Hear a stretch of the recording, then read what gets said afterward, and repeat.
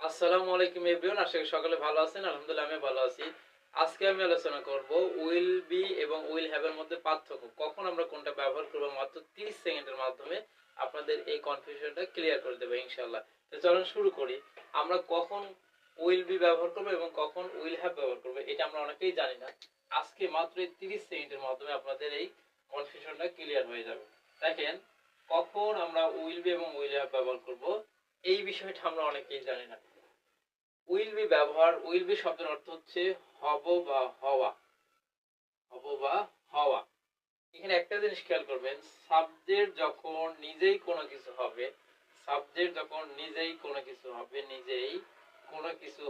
কোনো কিছু হবে বোঝাতে আমরা কি ব্যবহার করব? আমরা ব্যবহার করব হচ্ছে উইল বি ব্যবহার করব। উইল বি ব্যবহার করব।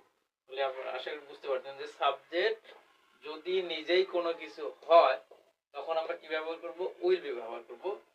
এক্সাম্পল দিয়ে দেখেন, I will be a doctor.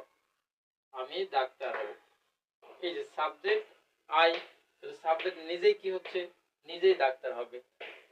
I will be a teacher.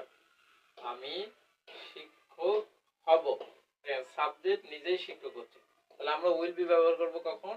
Subject যখন নিজেই কোনো কিছু হওয়া বোঝাবে তখন আমরা উইল বি ব্যবহার করব। এখন আসেন আমরা কখন উইল হ্যাভ ব্যবহার করব। উইল হ্যাভ এর শব্দের অর্থ হচ্ছে থাকবে। থাকবে। সাবজেক্টে যখন নিজেই কোনো কিছু থাকবে, অর্থাৎ নিজের কোনো কিছু থাকবে তখন আমরা ব্যবহার করব উইল হ্যাভ।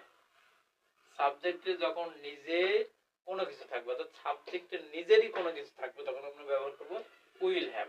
এক্সাম্পল দিয়ে দেখেন, I will have a car. House, mobile phone. তাহলে সাবজেক্টের কি কি আছে দেখেন, I will have a car, house, mobile phone, মানে আমার ভবিষ্যতে একটা কিছু থাকবে বোঝাতে আমরা উইল হ্যাভ ব্যবহার করব। আশা করি বুঝতে পারছেন। যদি ভিডিওটি ভালো লেগে থাকে অবশ্যই শেয়ার দিবেন এবং কমেন্ট বক্সে জানিয়ে দিবেন ভিডিওটি কেমন লাগলো। আসসালামু আলাইকুম।